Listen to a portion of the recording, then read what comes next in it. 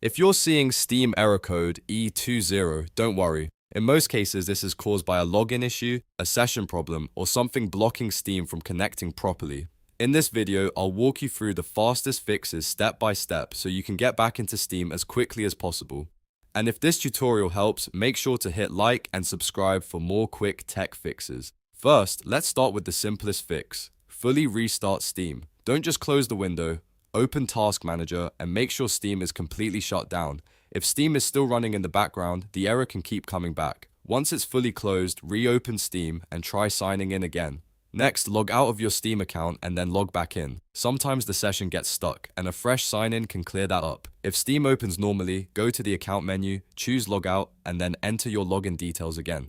If the error is still there, restart your internet connection. Power off your router for about 30 seconds, then turn it back on. This refreshes your connection and can fix temporary network issues that may be preventing Steam from connecting to its servers. Now check whether a VPN or proxy is active. These can often interfere with Steam and trigger error code E20. On Windows, open Settings, go to Network and Internet, then Proxy, and make sure any proxy is turned off. If you're using a VPN, disconnect it completely and test Steam again. After that, clear the Steam download cache. Open Steam, go to Settings, then Downloads, and click Clear Download Cache. Steam may ask you to sign in again afterward, which is normal. This step can fix broken cached data that sometimes causes login and connection errors. Another important step is to allow Steam through your firewall. Open Windows Security, go to Firewall and Network Protection, and then select Allow an app through Firewall. Make sure Steam is allowed on both private and public networks if needed.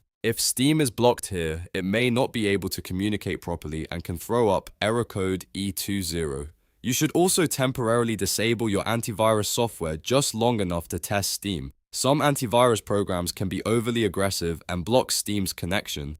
If Steam works with antivirus turned off, you may need to add Steam as an exception in your security software rather than leaving it disabled. If none of those steps work, you can reset your network settings. This is a more advanced fix, but it can help when your network stack is corrupted.